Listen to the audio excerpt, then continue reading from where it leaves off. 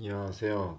오늘 이제 영상은 제가 5월 3일하고 6월 7일 날 이제 삼성 강남에서 진행했던 이제 클래스인데 이제 제목은 이제 6월 7일 날 진행했던 이제 브랜드 관점으로 여행하기가 더 좋은 것 같아서 이제 제목은 이제 브랜드 관점의 여행하기로 했고 이제 부제는 이제 여행의 흔적을 이제 브랜드 인사이트로 가득 채우기라는 강의를 했습니다. 근데 강의 시간이 1시간 10분인데 여기 Q&A까지 어느 정도 빼고 그러느라고 시간이 너무 부족하더라고요. 실제 Q&A는 거의 받지 못할 정도로 좀 시간이 좀 타이트해가지고 약간 생략한 설명들도 있어가지고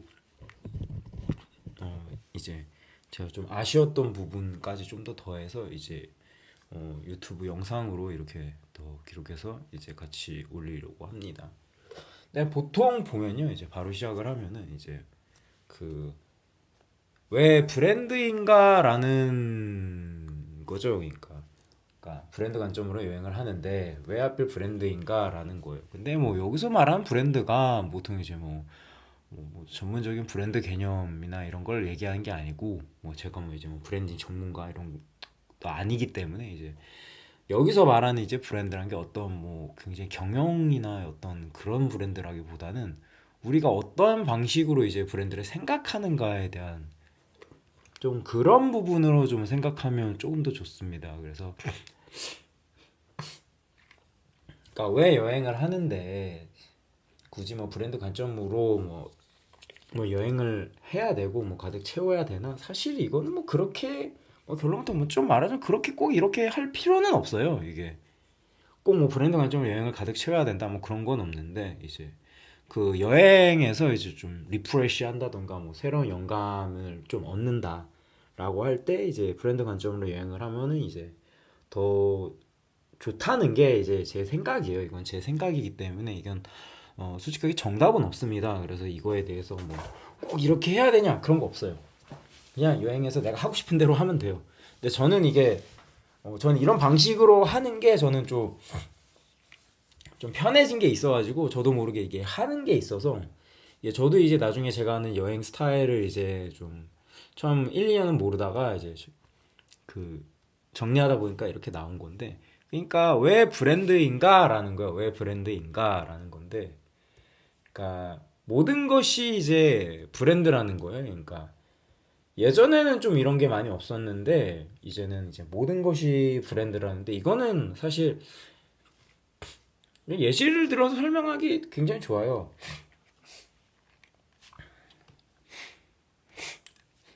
여기 보면은 이제 사진을 보면 이제 첫 번째가 스타벅스 리저브고 이제 두 번째가 이제 그 코카콜라 제로고 이제 세 번째 쿠팡인데 보통 이제 스타벅스 간다 했는데 뭐 스벅 간다 뭐 스벅 가서 뭐 커피 산다 나 스벅 간다 이렇게 말을 하잖아요. 근데 우리가 보통 뭐 스벅에 간다 그러면은 이게 스타벅스에 간다 그러면 우리가 뭐 카페 간다는 거 다 알잖아요. 그래서 뭐 카페 간다라고 해도 뭐 알아듣고 다 우리가 뭐 알아듣지만 굳이 나 스타벅스 가려고 이러면은 이제 카페 가는구나 뭐 카페 가서 뭐 혼자 뭐 쉰다던가 뭐 혼자서 뭐 약속이 있다던가 라고 생각을 하죠. 실제로 클래스에서 제가 질문을 했을 때 클래스 참가자분들이 스타벅스라고 하면 어떻게 생각을 하세요? 라고 여쭤봤을 때 뭐 카페에 간다 뭐 약속 있다 뭐 사람을 만나러 간다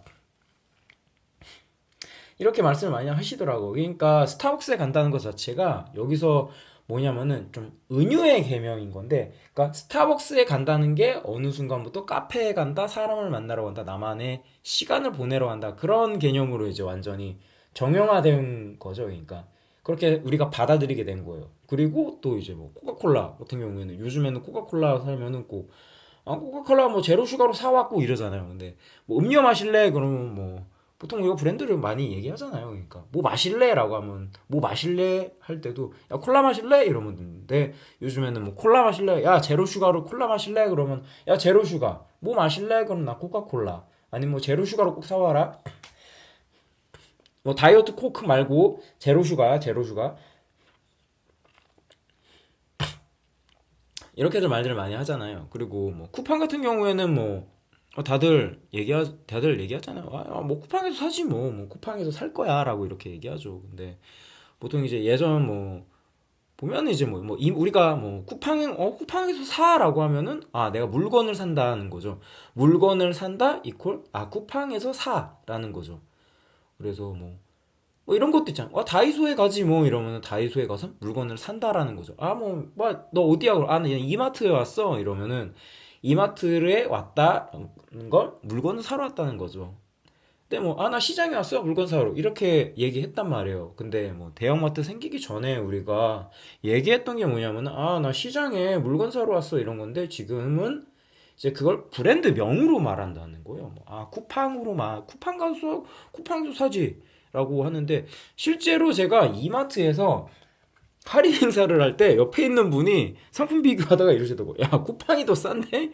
야, 쿠, 이거 여기서 하지 말고 쿠팡에서 사야겠다. 그래서 바로 그 자리에서 쿠팡 꺼내시는 분도 봤어요. 그러니까 그러니까 우리가 이제 일상에서 하는 모든 행동들 있잖아요. 뭐 카페에 간다. 뭐 사람을 만나러 간다. 목이 마르니까 음료를 마시자. 무언가 마시자. 물건을 산다. 라는 그런 갈 때 카페에 간다. 슈퍼에 간다. 시장에 간다. 이런 것들이 다 스타벅스에 간다. 별다방이라고도 얘기하잖아요. 그리고 콜라를 먹는다. 누군가는 사이다 사러 간다. 이렇게 얘기해. 사이다 먹을래? 이렇게 얘기하죠. 그리고 쿠팡에 간다. 이마트에 간다. 롯데마트 간다. 홈플러스 간다. 이렇게 얘기를 하잖아요. 그러니까 우리가 많은 모든 것들을 이제 다 여행으로 다 기억을 한다는 거예요. 그렇다면 이제 그러니까 핵심은 뭐냐면은 우리가 일상에서 모든 걸 브랜드로 기억하기 때문에 그게 여행에 가서도 동일해요. 그래서 우리가 어떻게 이제 여행에서 브랜드 인사이트를 포착할까라는 건 뭐냐면은 우리가 일상에서 느끼는 이런 브랜드, 우리가 하는 일상에서 하는 행동 하나하나를 브랜드로 기억하는 거를 여행에서 행동 하나에서도 동일하게 이제 하는 거예요. 그러니까 여행지에서도 밥 먹을 거 아니에요. 여행지에서도 먹을 거 아니에요. 근데 거기는 그 나라에는 그 나라 브랜드가 있는 건데 우리는 이제 여행하러 왔으니까 그 나라 브랜드 모르잖아요. 잘 모를 수도 있고 알 수도 있으니까. 자주 오는 사람들은 알죠. 도쿄를 예를 들면은 편의점에 간다 그러면 우리나라는 이렇게 얘기하잖아요. 이제 도쿄 같은 경우에는 CU 가지 야 GS25C 있다 GS 가가지고 사지 야 근처 CU 가자 CU 가서 사면 되지 이렇게 하는 거를 일본 가면은 바뀐단 말이에요. 야 저기 로손 있다 로손 가자. 세븐일레븐 있네. 야 패밀리마트 있다. 이거 같은 개념이에요. 그러니까 우리가 여행지에 가서 이런 게 잘 안 보이는 이유가 뭐냐면은 그러니까 브랜드에 대한 어떤 인사이트, 브랜드가 잘 보이지 않는 이유가 뭐냐면 우리가 여행객이라고 우리 스스로를 정의 내리고 있기 때문이에요. 그러니까 우리가 우리 스스로를 나는 여행객이라고 정의 내리고 있으니까 거기도 그 나라만의 이제 분명한 브랜드가 있는데 그런 것들을 이제 소위 말해서 프레임이죠. 여행자의 프레임으로 보니까 여행자가 아닌 현지인 프레임으로 좀 더 바라볼 필요가 있는데 그 프레임을 바꾸는 역할을 브랜드가 해준다는 거예요. 그래서 이렇게 이제 여행에서 브랜드 인사이트를 포착을 할 때 그렇다면 그 시작이 뭐냐라는 거죠. 그 시작은 제가 클래스에서 얘기한 거는 이게 관심사예요, 관심사. 그렇다면 이제 왜 관심사냐라는 건데 관심사가 우리가 일상에서 브랜드 보게 만들어요. 그러니까 관심이 있는 거는 우리가 브랜드까지 다 기억을 하는데 우리가 특히 브랜드에 관심이 없으면은 그 브랜드가 보이지가 않아요. 그렇기 때문에 브랜드가 어떠한 이제 관심사가 우리가 브랜드를 보는 어떤 기준을 만든다는 거예요. 기준을. 그 기준을 만든다는 게 핵심입니다. 그렇기 때문에 내가 관심사에 있는 게 어떻게 브랜드를 보는 기준을 만들고 그리고 그 브랜드와 거기서 나온 기준이나 그 브랜드를 내가 보는 그런 생각 그런 모든 관점들을 섞으면 이제 나만의 인사이트가 자연스럽게 나온다는 거예요. 그러니까 뭔가 이게 장황하거나 그런 게 아니라 사실 우리가 이미 다 자연스럽게 다 몸으로 다 익혀놓은 건데 다 알고 있는데 우리가 그 일상에서 어떤 브랜드로 보는 것들이 너무 자연스러우니까 그거를 따로 잘 정리를 하진 않아요. 내가 관심 있는 거는 어떤 브랜드가 있고 어떤 브랜드가 있고 그냥 관심을 갖지 않은데 우리는 사실 다 알고 있어요. 그래서 이런 것들을 좀 정리하고 이런 것들이 생각하는 것들이 좀 흩어지지 않게 하면은 자연스럽게 여행 가면은 보기 싫어도 자연스럽게 보게 됩니다. 근데 이건 좀 연습이 필요해요. 그래서 뭐 예를 좀 들어보죠. 이제 뭐 초콜릿 같은 경우에는 이제 초콜릿하고 연관된 초콜릿을 생각을 하면은 이제 초콜릿하고 연관된 브랜드가 이제 자연스럽게 이제 떠오르게 되죠. 그래서 이제 뭐 보면은 이제 뭐 초콜릿 하면 어떤 브랜드 떠오르냐라고 했을 때 이제 클래스에서 나왔던 게 이제 페레로로시 나왔고 누텔라도 나왔고 허쉬도 나왔고 가나 초콜릿도 나왔어요. 근데 이게 또 관심사에 맞아서 또 다른 게 어떤 사람은 누텔라인데 그 누텔라하고 페레로 로시인데 이게 되게 달라요. 이게 누텔라하고 페레로 로시 그 페레로 로시가 그 유명한 초콜릿인데 여기 안에 유명한 그 안에 굉장히 맛있는 초콜릿 크림 있잖아요. 그러니까 페레로 로시 상품 까면은 그 헤이즐넛 막 분태가 초콜릿하고 같이 박혀 있고 그거 안에 과자 있고 과자 딱 깨물면은 과자하고 바스락지면서 맛있는 초코크림 나오고 헤이즐넛 나오잖아요. 여기서 그 초콜릿 크림이 뭔지 아는 분이 의외로 적은데 그 크림이 누텔라예요, 누텔라. 그러니까 페레로 로시가 진짜 맛있는 이유가 뭐냐면 아니 누텔라가 들어서 맛있는 거예요.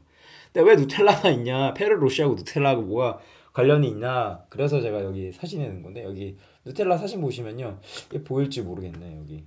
보면은 그 빵 위에 헤이즐넛 그 초콜릿 바르는 사진 옆에 페레로라고 써요. 페레로.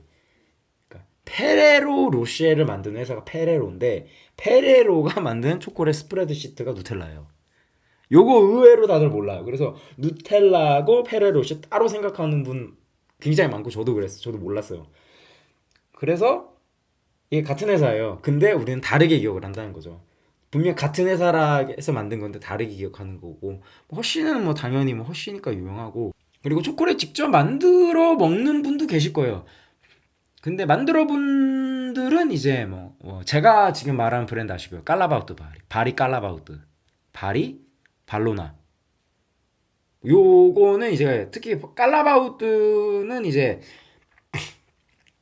그 제가 이제 예전에 브런치 카페하고 이제 스테이크하우스 운영을 했었는데 제가 그 디저트를 만들었단 말이에요. 저도 디저트를 만들 때 저는 이제 깔라바우트 거 썼어요. 그러니까 깔라바우트하고 발로나사 거 썼는데 깔라바우트 거를 웬만한 이제 디저트 샵에서 대부분 많이 써요. 그래서 되게 유명해요. 그래서 거기에서 나오는 제품들이 워낙 이제 퀄리티가 좋으니까 많이 쓰는데 이제 뭐 고디바 아시는 분들도 있을 거고 이제 뭐 저는 이제 도쿄 쪽 많이 다루니까 도쿄에 가면은 또 이제 고디바죠. 이제 고디바 도쿄 한정 제품도 나오는 것도 있어요. 그리고 뭐 또 정말 초콜릿에도 뭐 관심이 있다 그러면은 이제 도쿄 쪽에서 관심이 있다 그러면 이제 장포레방이 또 유명하죠. 왜냐면 장포레방 같은 경우에는 좀 더 이제 썰을 좀 풀어보면은 장포레방이 왜 유명해졌냐면요. 일본에서 굉장히 유명한 레스토랑 미슐랭 3 레스토랑 중에 왜 갑자기 이름이 생각이 안 나지?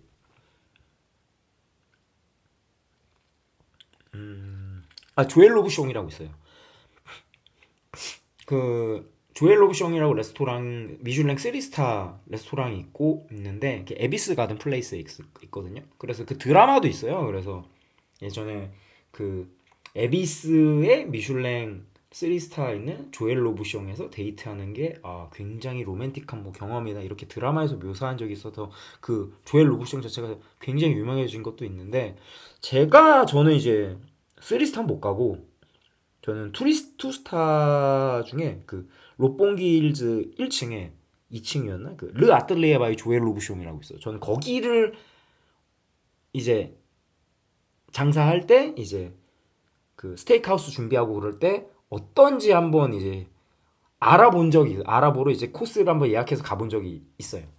근데 거기에서 이제 그 조엘 로브숑 아래에서 같이 디저트 만든 사람이 장포 레방인데 그 장포 레방이 만든 초콜릿 디저트 셰프가 보통 페이스리 셰프라고 하는데 그 셰프가 만든 브랜드가 장포 레방인데 굉장히 도쿄 내에서도 굉장히 하이엔드 초콜릿 브랜드에 들어가요. 그리고 또 요즘에 또 그 시부야 스프램블 스퀘어 그 디저트 1층에 이제 다 디저트관이거든요. 거기에 이제 알랑두카스라고 미슐랭 3스타 엄청 많이 받은 프랑스 스타 셰프분이 있는데 그분이 만든 초콜릿 가격이 됐는데 거기도 엄청나게 비싸요. 그리고 뭐 쪼단 여담을 뭐 이거는 뭐 시간 제한이 없으니까 좀 더 풀어보면은 그 프랑스 그 마카롱으로 유명한 이제 피에르 에르메라고 있어요. 디저트 좋아하시는 분들 피에르 에르메다 아는데 그 피에르 에르메가 사실 본점이 도쿄예요. 본점이라고 하면 좀 어폐가 있고 그 시작이 도쿄입니다. 그 잘 안 나오거든. 저도 파리가 먼저인 줄 알았는데 그 홈페이지 들어가 보니까 파리 도쿄에서 1호점을 열고 파리로 역진출했더라고요. 그만큼 이제 도쿄가 좀 디저트 수준이 굉장히 퀄리티가 높아요. 높은 것도 있는데 이걸 왜 얘기하냐면요. 그 피에르 에르메에서 이 재팬에서 총괄 페이스트리 셰프로 근무하셨던 분이 이제 그 이거 이름이 갑자기 생각이 안 나네. 그 방배동에 그 디저트로 유명한 메종 에모가 있습니다. 메종 에모가 있는데 메종 에모가 이제 잠시만요. 한번 찾아봐야 되겠다. 그 이번에 그 스위트 가든 그 스위트 파크 강남 신세계 거기 비스큐리오 에몬가 거기 또 같이 이제 문을 열었는데 저도 메종 에모 가봤는데 메종 에모 진짜 맛있어요. 메종 에모가 그게 오츠카 테츠야 셰프하고 이민선 셰프님인데 그 에모가 민선의 M자 그 오츠카의 오자 해가지고 그래서 애정 에모인데 이 오츠카 테츠야 이민션 셰프님 둘 다 이제 피에르 에르메 재팬 출신이시고요. 오츠카 테츠야 같은 경우에는 르 아뜰리에 조엘 로브숑 수석 페이스트리 일 담당하셨던 분이에요. 그러니까 제가 이렇게 얘기한 게 뭐냐면은 이거 몰라도 상관없는데, 그러니까 관심이 있으니까 이런 이제 다양한 디저트 브랜드나 이런 것까지 다 관심이 가게 되는 거예요. 그러니까 제가 이걸 말해도 지금 아마 이거 들으면서 저 뭔 얘기하는 거야? 뭔 소리 하는 거야? 아니야, 저희가 저런 것도 있어 이렇게 생각하실 수도 있는데 그거 당연한 거예요. 그러니까 만약에 그냥 초콜릿 너무 관심 없고 그냥 그냥 훨씬 맛있는데 이러면 그럴 수 있는 거예요. 사람마다 다르니까. 그러니까 꼭 이걸 알아야 된다, 이걸 알아야 된다, 그런 건 없어요. 대신 이제 제가 여기서 강조하려는 건 뭐냐면은 내 관심사가 어떤 관심사를 갖고 있냐. 그게 철저하게 내가 어떤 브랜드나 어떤 가게라는 그런 것들을 알게 되는 그 시작이 된다는 거예요. 시작이고 그게 생각이 계속 뻗어나가게 돕는다는 거예요. 예? 지금도 저도 보면 이제 저도 초콜릿 관심사가 많으니까 이렇게 초콜릿하고 디저트와 연결해서 계속 막 이야기를 하는 거잖아요. 축구 같은 경우도 얘기를 들면 이제 축구하고 연관된 이제 브랜드를 이제 우리가 자연스럽게 떠올리게 되죠. 근데 축구라고 하면 누굴 생각하느냐에 따른 말하면 사람마다 다를 거예요. 축구라고 하면 어떤 사람은 그냥 운동 경기라고 할 수도 있고, 어떤 사람은 축구하면 요즘에 그 뭉치만 찬다 이런 거 바로 기억할 수도 있는 거고, 예능을 생각할 수도 있는 거예요. 그래서 어떤 사람한테는 그 뭉치만 찬다 그거 전혀 관심 없을 수도 있는데, 어떤 사람한테는 그게 진짜 너무 재밌는 거예요. 근데 이렇게 기억하는 거는 우리의 관심사, 내가 즐거워하는 것, 내가 재밌어하는 거하고 연관이 있다는 거예요. 그러니까 축구라고 해도, 자 여기서 축구 보면은 이거 사진 보면요, 제가 그 클래스에서 물어보니까 여기 있는 인물 아는 분이 그 대답을 안 하시더라고요. 근데 그거 안 할 수도 있어요. 왜냐면은 여기 축구 정말 관심 없으면 여기 있는 세 명 다 누군지도 몰라요. 근데 저는 솔직하게 말해서 첫 번째하고 세 번째 누군지 모르겠어요. 이름 말하면 누군지 알 것 같은데, 근데 두 번째는 확실하죠. 레알 마드리드 주드 벨링엄 선수잖아요. 그러니까 축구에 정말 해외 축구에 관심, 축구나 이런 거 특히 해외 축구 리그에 관심이 많으면 딱 보자마자 주드 벨링엄 이러면서 벨링엄 이러면서 막 벨링엄 포즈 생각하고 그럴 거예요. 근데 이제 또 그래서 축구 브랜드 하면 뭐 생각나냐 그러면 이제 아디다스, 예? 아디다스 생각할 수 있죠. 그 맨체스터 유나이티드 유니폼인데 FA컵인데 제가 맨유 팬이에요. 그래서 맨유 팬인데 이것도 썰 풀면은 아주 고등학교 때부터 제가 맨유 팬이었는데 진짜 요즘 맨유 보면은 제가 맨유 팬들 별로 맨시티 좋아하지 않거든요. 만약에 이제 영상 보시는 분 중에 맨시티 팬도 있을 거고 맨유 팬도 있으실 거예요. 제가 맨시티 그거 사연 어떤지 맨시티 팬들이 다 잘 아실 테니까 제가 맨시티를 까거나 그럴 건 없는데, 솔직히 맨유 팬 입장에서는 솔직히 요즘에 맨시티가 확실히 더 잘하고 모든 면에서 다 잘해요. 제가 볼 때는 단순히 과르디올라하고 테나 감독 차이 넘어서 운영이나 선수 스카우트나 이런 거 볼 때 맨유가 예전만큼 잘하지가 않고 확실히 맨시티가 잘하는 것 같아요. 뭐 그래서 이렇게 뭐 아디다스 기억할 수도 있고 뭐 누군가 이제 나이키 기억할 수도 있죠. 아무래도 나이키는 이제 제가 자료 사진으로 이제 그 파리 생제르맹 갖고 온 게 아무래도 이강인 선수가 있으니까 파리 생제르맹에 우리가 관심을 더 많이 갖는 것도 사실이죠.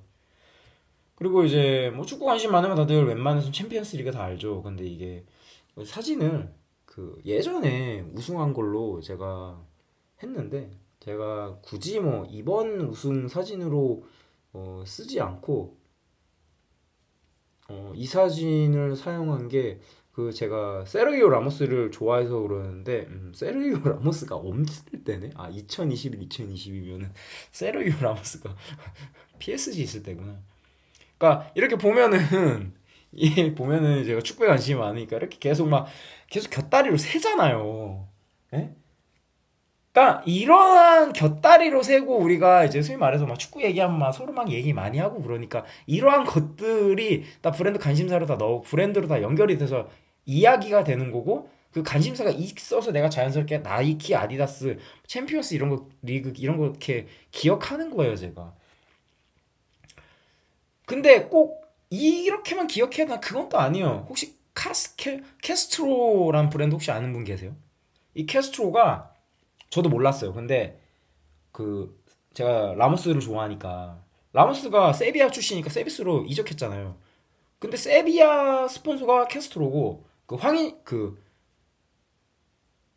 아, 오늘 왜 이렇게 황희찬 선수 맞아. 황희찬 선수가 울버햄튼이잖아요. 울버햄튼 그 스폰서도 캐스트로라는 그 스포츠 브랜드고 뭐 뉴발란스는 예전에 리베풀 이제 스폰서였잖아요. 뭐 뉴발란스도 있고 이제 뭐 맨시티는 푸마고 푸마 뭐 뉴발란스 뭐 캐스트로 뭐 헛멜 막 이렇게 여러 브랜드가 있는데 그 중에서도 굳이 아디다스하고 나이키를 기억하는 거는 거기에 제가 관심이 많기 때문이에요.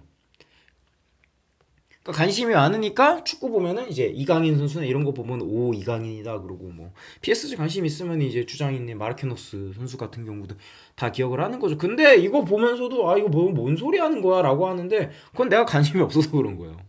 그러니까 내가 아 이걸 보고 뭔 소리 하는 거야라고 할 때 잘 와닿지 않는다고 관심이 없기 때문에 지극히 자연스러운 거예요. 그렇기 때문에 제가 이렇게 계속 오랜 기간 동안 제가 이렇게 얘기를 하는 이유도 뭐냐면은 내가 어떤 브랜드에 관심이 있느냐에 따라서 내가 어떤 관심사에 있느냐에 따라서 내가 보는 브랜드가 다르고 그 브랜드 안에서도 내가 어떤 거에 또 관심이 있는가에 또 달라서 또 달라요. 그럼 좀 더 정말 좀 더 이제 좀 안쪽으로 보면 크로스핏.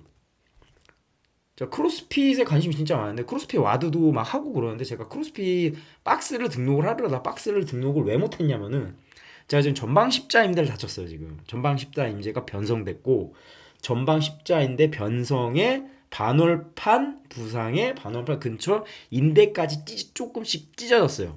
예, 그래서 의사가 크로스핏 하지 말라고 정말로 하고 싶다면 가서 역도 절대 하지 말고 리프팅 운동 절대 하지 말고 진짜 의사 선생님도 웬만해서 절대란 말 안 하잖아. 좀 절대란 말을 하지 않는데 절대란을 붙여서 적어도 1년은 절대 하지 마라. 이런 식으로 얘기를 하더라고요. 그랬는데 이제 그래서 요즘에는 이제 저도 이제 운동을 할 때 이제 주로 이제 체조나 이런 거 위주로 하고 있는데 맨몸 운동 위주로 하고 있는데 일단 크로스핏을 하면은 다들 운동을 한다 그러니까 와드를 한다 그러죠. 이제 워크아웃 오브 데이즈라 그래서 와드라는 말을 많이 쓰는데 여기에서부터는 정말 아는 브랜드 안 나올 확률이 안 나은 브랜드가 확실히 높아요. 그래서 뭐 제가 뭐 크로스핏 이런 거 뭐 설명하는 게 아니고 일단 크로스핏 하면 어떤 사람들 넷플릭스 떠올릴 수가 있어요. 왜냐하면은 넷플릭스 피지컬백 있잖아요. 피지컬백 보면은 1기 우승자도 크로스핏이었고 2기 우승자 아모띠님도 크로스핏하고 크로스핏 하시고 그리고 김동현 선수도 선수님도 이제 스웨덴 서울 거기에서 뭐 크로스핏 하시고 그러시니까 여기서 중요한 건 뭐냐면요. 크로스핏을 얘기했는데 관심사에 따라서 크로스핏하고 넷플릭스하고 접점이 없는데 넷플릭스를 생각한다는 거예요. 그게 중요한 거예요. 그래서 크로스핏에 관심이 있는 분들은 이거 다 알아요. 로그. 정말 지겹게 많이 봅니다. 로그 원판, 뭐 로그 장비들. 그리고 컨셉2. 요 로잉 머신하고 여기서 컨셉트 나온 게 로잉 머신, 스키 머신, 그 바이크 나오거든요. 다 알아요. 크로스핏 하시면은, 그리고 리복 같은 경우에도 이제 요거 신발 이름이 나노 엑스포인데, 크로스핏 관심이 있다 이제 리복은 다 알아요. 리복 심지어 신발까지 다 안다니까. 나노 엑스포, 나노 엑스 3 막 이렇게 다 안다니까요. 근데 리복 같은 경우에는 원래 리복이 어떻게 성장을 했냐면요, 에어로빅 새롭게 떠오르는 운동들에 리복이 의외로 관심을 많이 가져요. 그래서 리복이 에어로빅으로 엄청 히트를 쳤고, 그 다음에 이제 새롭게 우리가 뜰 게 뭐냐 그래서 잡은 게, 생각해서 이제 후원을 한 게 크로스핏이에요. 그래서 리복에서 크로스핏 화 나오고 크로스핏 게임즈 막 스폰하고 막 그랬어요. 그래서 이제 크로스핏에 만약에 관심 많은 분들은 제가 지금 이거 외에 말하는 분들도 브랜드도 아실 거예요. 고럭이라던가 TYR, 그리고 노블, 뭐 이런 브랜드들 더 많이 아실 거예요. 또 크로스핏 하시는 분들이 또 요즘에 또 알만한 게 또 뭐가 있냐면요, 또 하이록스가 있는데, 하이록스 같은 경우에는 스폰서가 요즘에 이제 푸마 있고, 좀 푸마 같은 경우에는 약간 새롭게 떠오르거나 약간 그 이렇게 나누면 좀 뭐라 그러고, 저는 나누려 최대한 안 나누려고 하는데 주류하고 비주류 약간 좀 그런 부류에 좀 후원을 많이 하죠. 대표적인 얘가 이제 후원, 좀 푸마가 이런 부분들 많이 하죠. 얘 대표적인 얘가 육상이잖아요, 육상. 그래서 푸마가 우사인 볼트 선수 그 후원하면서 엄청나게 이익이 많이 올랐거든요. 제가 알고 100배 이상 아마 이익을 냈을 거예요. 그러니까 이거죠. 그러니까 제가 말하고자 하는 거는 관심사가 왜 중요한가라는 건데, 그 관심사가 여행이나 일상에서 내가 브랜드를 보게 만들기 때문에요. 그러니까 내가 일상에서 크로스핏에 관심이 많으면은 로그나 컨셉트나 리복 같은 브랜드가 많고, 만약에 축구에 평소에 많이 본다면 아디다스, 챔피언스, 나이키 이런 것들을 본다는 거예요. 그리고 요거 사진 보면요, 요게 그 시부야에 있는 그 일본의 그 되게 좋은 축구 용품 샵, 제가 영상으로도 올렸는데 카모샵 사커라고 있습니다. 거기 가면 축구 용품 진짜 많아요. 진짜 좋고 가격도 또 엔저다 보니까 이런 유니폼도 더 싸게 살 수 있어요, 한국보다.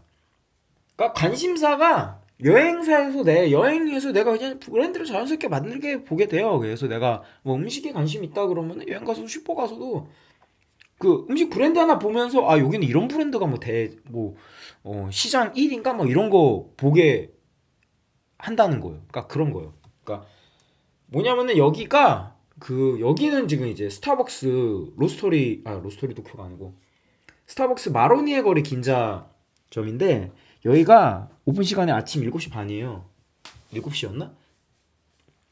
근데 여기가 어떻게 그 오픈을 한 거냐면요, 여기가 그 스타벅스가 로스토리 도쿄가 완전 대박이 나요. 그 메구로에 있는 거, 나카메구로 하고 메구로 그쪽에 있는데, 도쿄에서 완전 대박이 나거든요.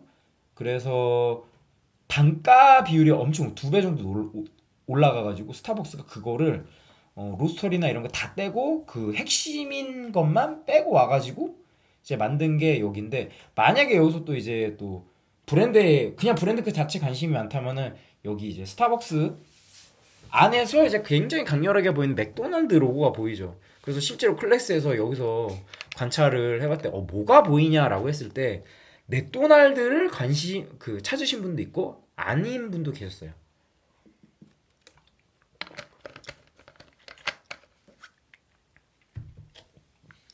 그리고 이제 이거에 로쿠진이라는 건데, 그 산토리에서 만든 진이에요.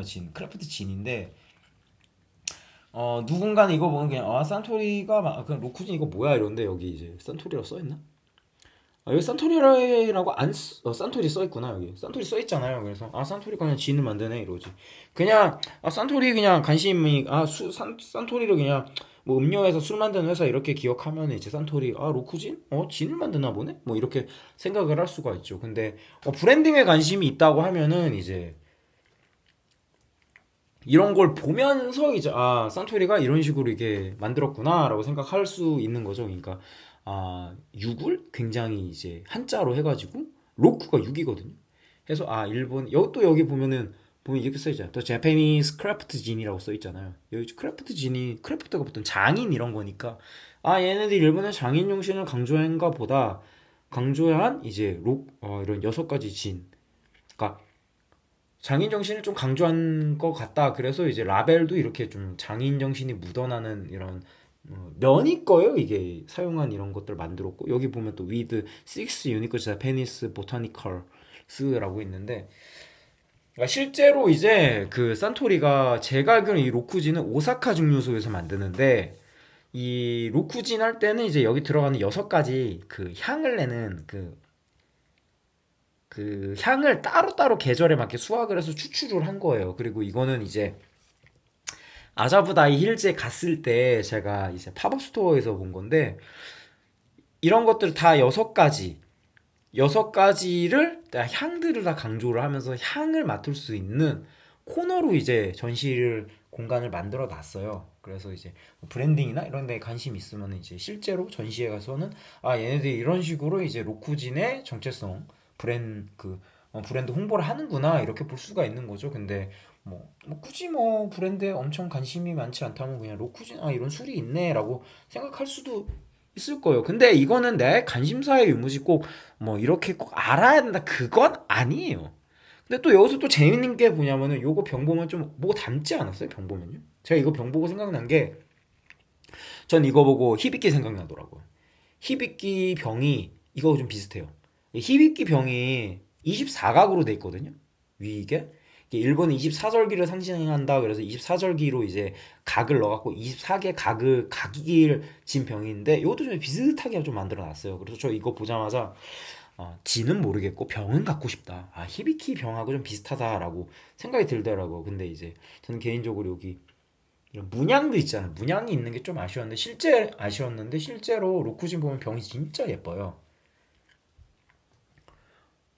그러니까 뭐 내가 뭐 산토리 위스키에 좀 더 관심이 있다. 그리고 위스키 공병 디자인에 관심이 많다. 그러면 이런 게 보이는데 제가 사실 이렇게 더 관심 있게 이걸 본 이유가 제가 이거 보기 전에 제가 어디 갔었냐면 야마자키 증류소에 갔단 말이에요. 근데 야마자키 증류소 가면은 요즘에 리모델링 하면서 그 야마자키하고 그 하쿠슈 특히 하쿠슈 그 라벨 디자인 병 디자인을 17년, 21년, 30년 산 그걸 다 놓고 아 이렇게 이렇게 만들었다라고 굉장히 그거를 전시를 코너를 따로 만들어 놨어요. 그러니까 뭐 브랜딩 관점에서 그리고 디자인 관점에서 이렇게 소개를 한단 말이에요. 제가 그거 보고 오니까 바로 이게 보이는 거예요. 아 얘는 로쿠진 이거 뭐 히비키 공병 디자인하고 굉장히 비슷한가? 이렇게 좀 참고해서 만들었나? 그래서 이런 걸 통해서 이제 산토리 진을 강조하는 건가라고 이제 뭐 생각할 수 있겠죠. 그 다음에 이제 주술회전인데 요거 클래스에서도 이거 주술회전 아시는 분 한 두 분 정도 있었어요. 한 분인데 근데 한 분도 인물들을 다 모르시더라고요. 이제 저는 다 봤는데 그 애니 누나 봤는데 만화는 아직 다 안 봤어요. 그래서 뭐 보면은 이제 약간 좀 애니메이션 얘기를 하면은 이게 왼쪽에서부터 지금 복면 쓴 사람 이제 여기가 고조 사토루 그 아래 후시구로 메구미 그리고 주인공 이타도리 유지 그리고 그 옆에 있는 여자 캐릭터가 노바라 쿠시나기 노바라 맞을 거예요. 그리고 옆에가 빌런인지 솔직히 보면 벌써 서로 이게 빌런인지 주인공이라고 볼 수도 있나라고 할 수 있는 이제 로맨스쿠나 그리고 옆에 이거 판다 그리고 그 판다 이 판다 옆에 있는 게 제닌 마키 그리고 옆에 있는 게 갑자기 기억이 안 나네. 그 주원이라는 이제 주술을 쓰는 사람인데 이노 마키인가? 여튼 그런데 왜 주술회전이 나왔냐면요. 이게 요즘에 주술회전이 전 세계적으로 굉장히 히트를 치면서 일본에서 어떻게 하냐면 주술회전 이게 그 팝업을 진짜 많이 해요. 그리고 주술회전 팝업만 했다 그러면은 사람들이 엄청 몰려요. 그만큼 인기가 많은데 그 제가 그 도쿄에 지인분이 한 분 계신데 지인분한테 한번 물어봤어요. 아니 하도 주술회전만 보면 사람이 많으니까 저도 주술회전 하나도 관심 없다가 주술회전에는 항상 사람이 많으니까 제가 그래서 궁금해가지고 제가 저도 그래서 보기 시작한 거예요. 이게 제가 나 주술회전이란 만화가 새로 나는 한번 볼란다 그게 아니라 워낙 가면 팝업하면은 그 시부야에는 카페도 있는데 그건 맨날 오픈런이에요 가보면은 그러니까 이거 도대체 얼마나 인기가 많나 그래서 제가 보러 막 갔단 말이에요. 근데 제가 딱 마침 갔을 때도 여기가 이제 그 시부야 모디 마루이 그룹에서 하는 시부야 모디인데 여기에서 그때 마침 이제 그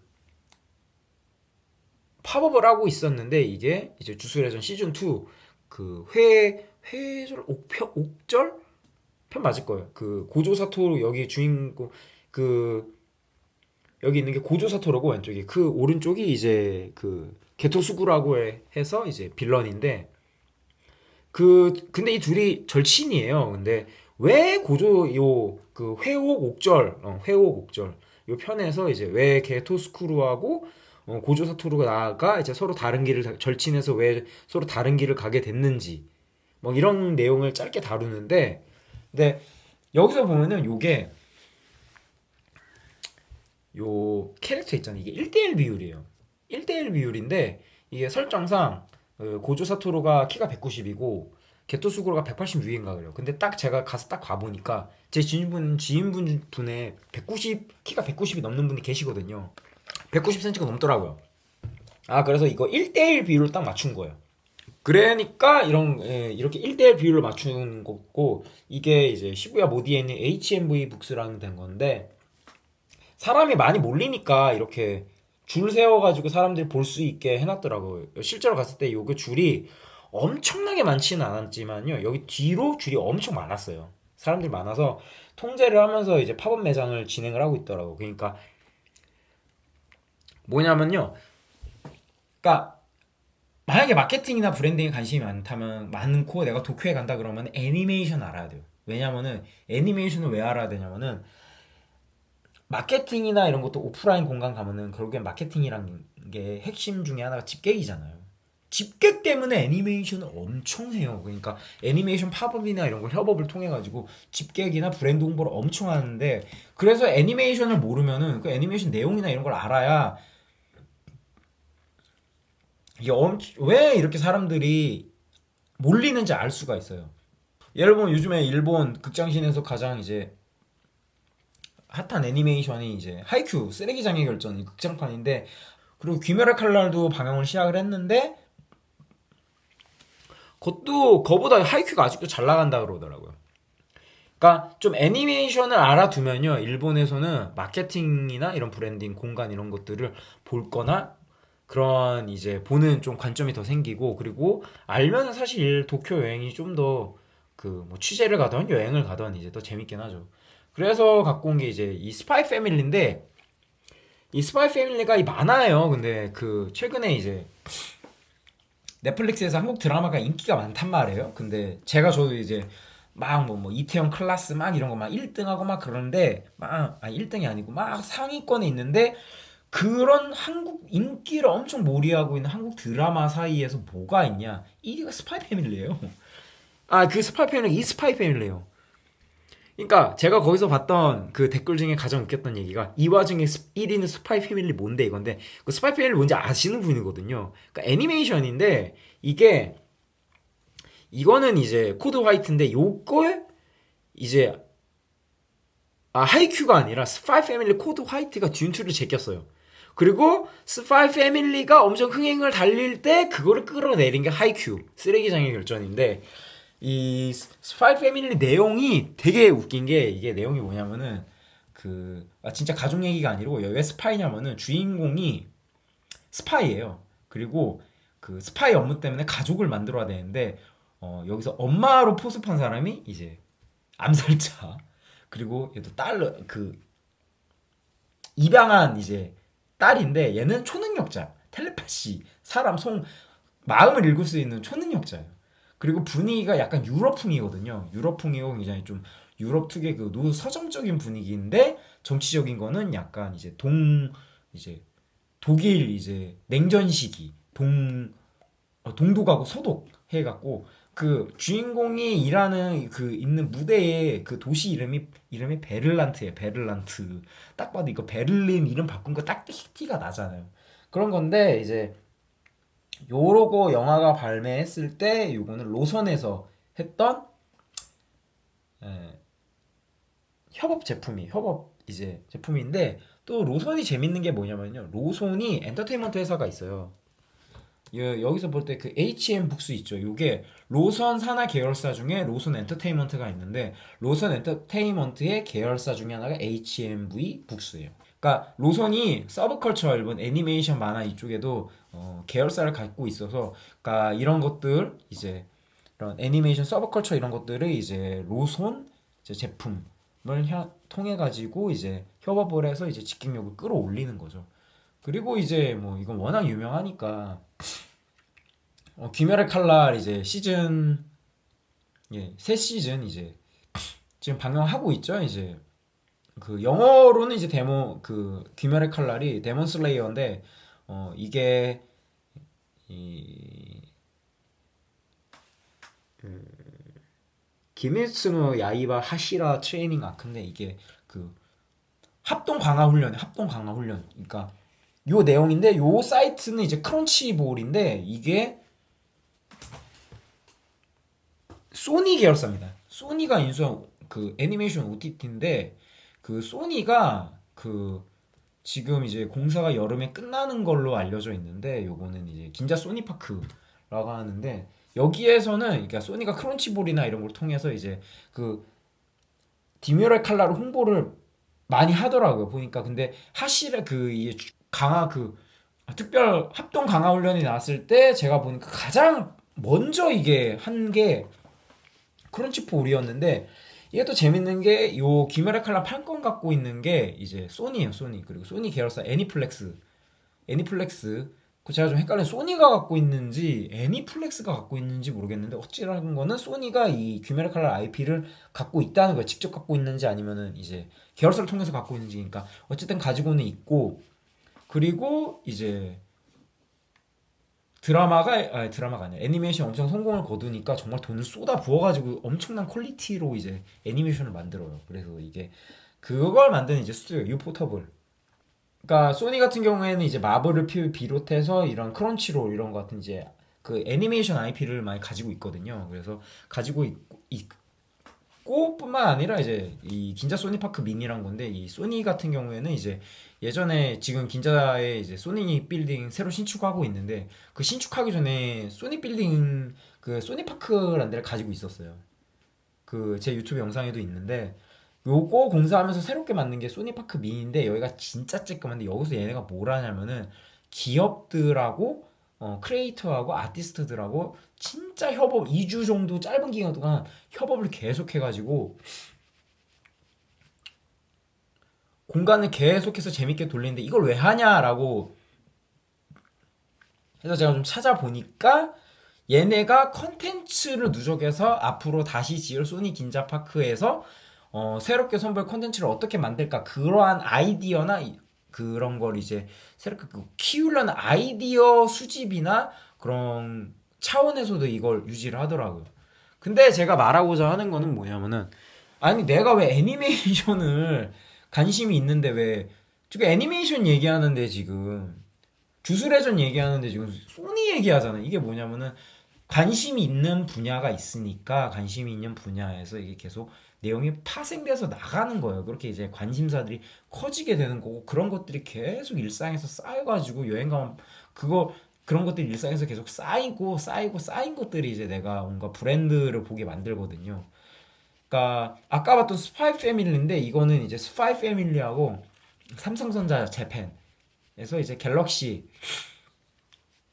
제트 플립하고 협업한 이제 스티커를 발매를 했는데 여기도 삼성전자가 굉장히 재밌게 했어요. 재밌게 한 사례인데 그 일본 패션 잡지 중에 논노 등이 있어. 맨즈 논노, 걸스 논노 있는데 논노를 갖고 있는 그 출판사 기억이 안 나는데 그 그 잡지 네 곳하고 협업을 해서 잡지별로 각각 다른 스티커를 협업을 모은 거야. 그러니까 스파이 패밀리 팬이 갤럭시 Z를 플립 이런 것들을 가지고 있거나 스파이 패밀리 각종 굿즈를 수집을 한다 그러면 요 잡지 4개 다 사야 되는 거예요. 근데 요게 삼성 이름이 붙어버리니까 여기 갤럭시 Z 플립 4 있잖아요. 그러니까 수집하게 되면서 삼성 입장에서는 단순히 갤럭시 Z 플립만 알리는 게 아니라 삼성전자라는 이름까지 다 알릴 수 있는 거예요. 그러니까 애니메이션을 단순하게 이제 애니메이션으로 보면 안 된다는 거예요. 그러니까 일본에 갈 때 내가 뭔가 좀 인사이트나 여행 중에 자연스럽게 뭔가 인사이트 얻으려면요 애니메이션은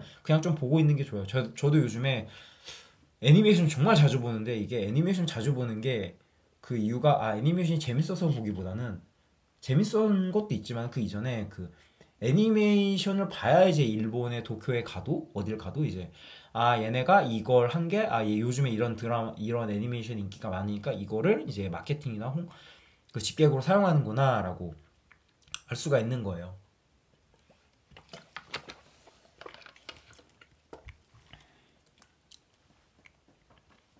그 이거는 이제 버추얼 유튜버 이제 갤럭시하고 이제 버추얼 유튜버에 있는 롬파워하고 이제 협업한 갤럭시 하라주쿠 3층 매장인데 유튜버하고 이제 그러니까 갤럭시 구글이죠 유튜브니까 구글 그리고 롭마오 같이 협업을 한 건데 이런 협업을 통해서 또 이제 보면은 이제 이런 거 팬들은 이제 가서 한 번씩 이제 관련된 숏 사진 찍고 그러겠죠. 그리고 최근에 이제 갤럭시 S24가 이제 그 온디바이스 폰이라 그래서 AI 기능을 탑재를 했잖아요. 근데 이제 요게 어디하고 협업을 했냐면은 원피스하고 했어요. 그러니까 원피스하고 삼성전자 갤럭시 좀 뜬금포잖아요. 근데 그 구독자 중에 분들에서 요즘에 원피스 보시는 분들 알겠지만 요즘 원피스 애니메이션이 에그에그드 편이잖아요. 드라마하고 만화 아니 애니메이션하고 만화 모두 에그에그드 편인데 에그에드가 그 원피스에서 미래학자인 그 공학자인 최고의 공학자인 베가펑크가 만든 미래 도시잖아요. 그러니까 에그헤드 자체가 미래 도시고 그래서 여기에서 그 멤버들이 옷는 옷들도 다 그 이제 미래지향적인 미래 도시 같은 옷을 입잖아요. 그 에그헤드 전편은 와노쿠니 편이었는데 그 니카 나오는 거 그때는 와노쿠니가 딱 봐도 이게 옛날 그 에도 시대 딱 그때 이제 옛 일본이니까 옷도 다 일본 옷 입고 막 사무라이 옷 입고 막 그랬잖아요.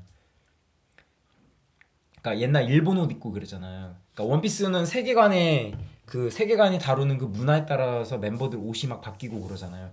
그러니까 그런 것들, 그러니까 원피스 에그헤드 편의 맥락을 삼성이 그 가지고 온 거예요. 그래서 갤럭시 AI 이거를 원피스하고 협업을 한 거죠.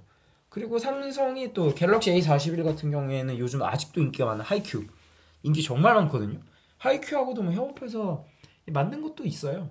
그러니까 이런 애니메이션에 내가 관심이 많다면은 단순히 이거를 어떤 입장에서는 애니메이션을 그냥 막 오타쿠 이렇게 생각할 수도 있지만은 만약에 마케팅에 내가 관심이 많은데 애니메이션에도 관심이 많다.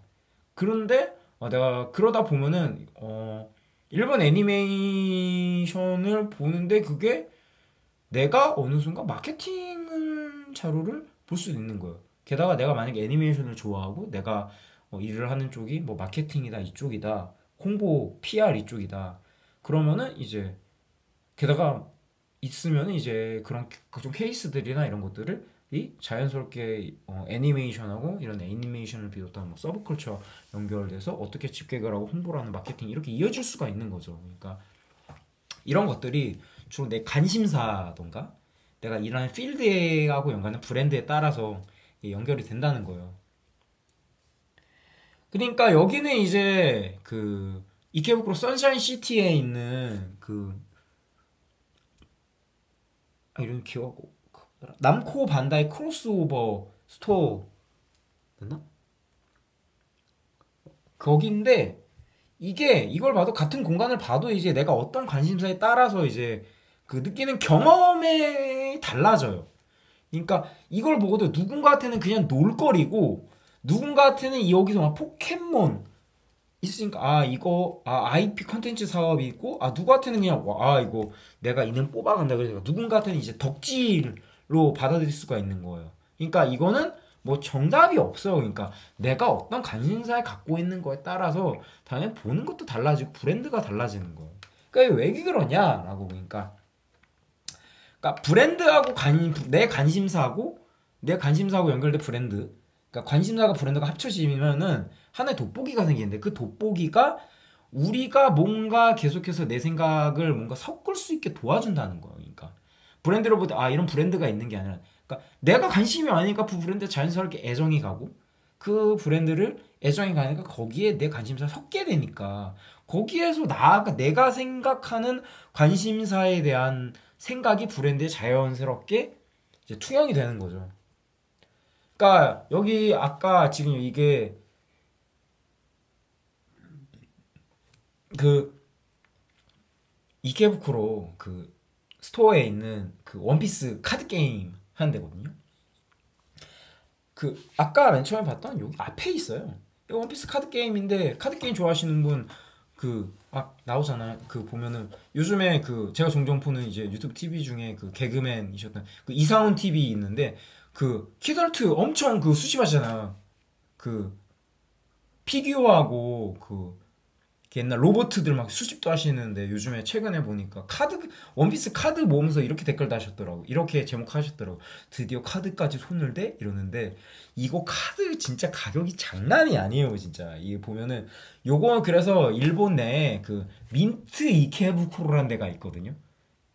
여기 가면은 카드를 팔아요. 근데 여기 카드 보면은 요것도 카드도 원피스 관심 있으면 딱 보자마자 오 샹크스, 오 조로, 그리고 막 드래곤볼, 미키마우스 막 이런 거 막 다 나오잖아요. 그러니까 내가 관심 있으면 딱 이런 트레이딩 카드 보면 오 원피스, 오 드래곤볼 바로 눈에 보인단 말이에요.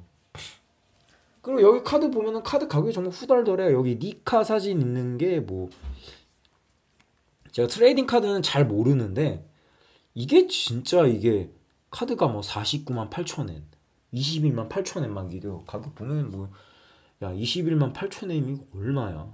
200만 원 하는 거거든요. 200만 원대. 옆에 니카 있는 거 한 500, 400, 한 490만 원대. 이런 거예요. 근데 이게 이 관심 없으면 뭐야? 저게 왜 이렇게 무슨 조개딱지 하나가 왜 이렇게 비싸? 이런데 카드 이런 거 수집하는 매니아 같은 분은 와 역시 이 가격이 왜 비싼지 다 알죠. 그 여기는 이제 제가 이제 소개했던 시부야 파르코. 시부야 파르코 6층에 그 닌텐도 매장이에요. 닌텐도 매장인데 그 시부야 파르코가 왜 시부야 파르코가 보통 이제 패션 브랜드는 옷 사는 곳으로 많이 알려진 공간으로 알려져 있는데 왜 여기 6층에 왜 이렇게 무슨 마리오 닌텐도 매장이 있냐라고 하는데 사실 그 시부야가 일본 서브컬처 중심지란 말이에요. 보통 서브컬처로 들어가는 게 뭐 게임, 뭐 음악, 애니메이션, 만화책 막 이런 것들이 있는데 그러니까 닌텐도 워낙 인기가 많으니까 시부야에서 시부야 파르코도 집객이나 이런 거 차원에서도 이제 여기를 입점을 시킨 거죠. 그러니까 이렇게 생각을 해요. 왜 시부야에 마리오가 있을까라는 거야 이걸 보면서. 예? 보면 이제 시부야 파르코 같은 경우에는 이제 건물 자체를 새롭게 지으면서 각 층마다 컨셉을 새롭게 잡았단 말이에요. 그러니까 사이버 스페이스 시부야라 그래가지고 여기 공간 컨셉이 있는데 6층이 안 써있네? 근데 여기 6층 사이버 스페이스 시부야 보면은 전 세계 이제 게임 캐릭터 만화 뭐 e스포츠 등 이제 이런 서브컬처 존으로 만들어 놨는 거예요. 그러니까 그냥 만들면 좀 생뚱맞지만은 그 시부야 파르코 같은 경우에는 그 시부야의 이제 서브컬처 문화 공간을 굉장히 많이 만든 브랜드예요. 뭐 극장도 만들고 뭐 갤러리도 만들고 뭐 전시회하는 공간도 만들고 그랬단 말이에요. 패션 브랜드들도 많이 팔고 그 가장 유명한 브랜드 중에 일본에서 이제 우리가 그 우리 한국인들이 이제 일본 가면 제일 많이 사는 브랜드가 꼰대가르숑이잖아. 꼰대가르숑. 꼰대가르숑을 이 성장하는데 엄청나게 기여를 한 곳이 또 파르코예요. 이제 파르코에 입점한 이제 브랜드 중 하나였어요. 초창기에 이제 초창기 브랜드 한 그 입점한 브랜드 중에 하나 꼼데가르숑이었고 그 꼼데가르숑이 이제 그 당시 이제 시부야 파르코 같은 경우에는 1970 이게 한 70년대 80년대 그쯤이에요. 그때는 이제 백화점에서 이제 상 피클 해 백화점한테 이제 그 패션 브랜드들이 이제 이름을 알리는 게 두 가지였거든요. 백화점이 입점을 하던가 아니면은 정말 사람들한테 알려지던가라는데 꼼데 파르코 같은 경우에는 이제 자기네들이 직접 이제 그런 디자이너들을 섭외를 해가지고 젊은 디자이너들을 섭외를 해서 굉장히 매장을 작게 만드는 것들을 굉장히 실험적인 그런 브랜드들을 많이 입점을 시켰어요. 그때 있던 브랜드들이 이제 꼼데가르숑도 그렇게 들어왔고 요지야마모토 그리고 이세이 미야케 뭐 이렇게 그때 이런 지금 일본을 대표하는 네노라는 이제 디자이너 브랜드들이 이제 파르코에서 많이 만 파르코에서 소위 말해서 요즘 말로 치면 이제 인큐베이팅 했다 그러죠. 그렇게 해서 성장한 걸로 제가 알고 있어요. 제가 그러니까 시부기가 이렇게 설명하는 이유가 뭐냐면은 시부야 파르코 같은 경우에는 일본의 그런 그 시부야 내에서 서브컬처나 이런 패션 이런 것들을 굉장히 계속해서 키워온 브랜드란 말이에요. 그렇기 때문에 파르코에 이런 역사를 알면은 여기에 왜 이게 있는지 자연스럽게 바로 이해가 되는 거죠. 이 원피스 이 카드 게임인데 뭐 모르는 사람들 와 이런 게 있나 보다라고 했는데 이제 원피스 관심 있는 사람들은 이거 보면서 이제 루피, 키드, 로우, 키드 이제 크로코다일 그리고 카이도우 뭐 이렇게 다 알고 오 이런 거죠. 여기 아래에 있는 의자들은 카드 게임 안 돼요. 그리고 여기에는 선라이즈 그 아까 이케부쿠로에 있는 그 반다이 남코 코러스 오버 스토어인데 보면 여기 선라이즈 도쿄거든요. 여기 전시회하고 있어요. 여기 전시회 보면 여기 그 그랑조 있잖아. 그랑조 있고. 근데 있다는 거. 여기 이제 선샤인 시티. 그러니까 선샤인 시티에 이것만 있는 게 아니라 그 닌텐도도 있어요. 그래서 여기 보면은 외국인들도 엄청 많고 시부야 파르코에도 외국인들 엄청 많아요. 근데 그 외국인들이 일본 패션 사러 갔나? 옷 사러 왔나라고 생각을 했거든요. 저도 그게 아니더라고요. 다들 닌텐도 보러 왔어요. 닌텐도 물건 사러 왔어요. 외국인들 다. 여기도 마찬가지예요. 시부야도 그래. 아니 그 이케부쿠로 선샤인시티도.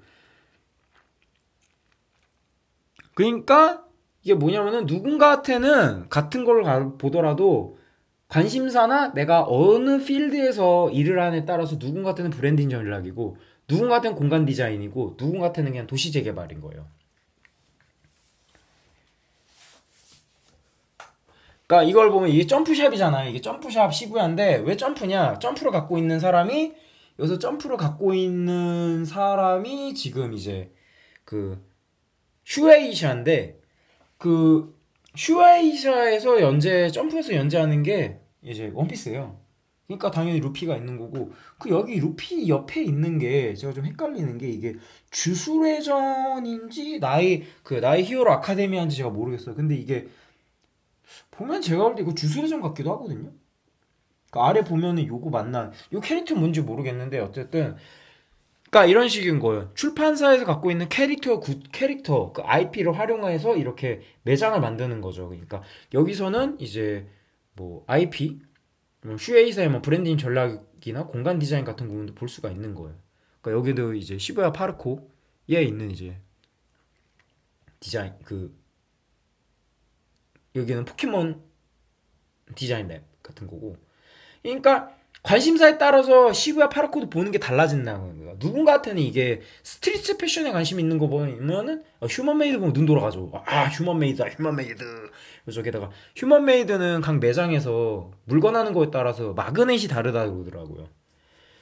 그 제가 휴먼메이드에서 물건을 안 사봐서 모르는데 그 아마 여기 시부야 파르코점은 이미 북극곰 주나요? 그 북극곰인가 그 마그넷 준다 그런 거예요. 주더라고. 그리고 여기는 이제 뭐 스투시 매장이고. 그러니까 누군가는 스트리트 패션에 관심 많으면 시부야 가서 휴먼메이드 찾고 시부야 파르코 매장 갔고. 그리고 빈티지에 관심이 많으면은 이제 스트리트 패션이야. 둘 다 패션에 관심이 많으면은 이제 여기 VCM이라 그래가지고 시부야 파르코 4층에 있는 이제 빈 일 그 빈티지 마켓인데 VCM이란 곳이 일본 온라인 최대 빈티지 마켓 그 커뮤니티인가 플랫폼 중에 하나거든요.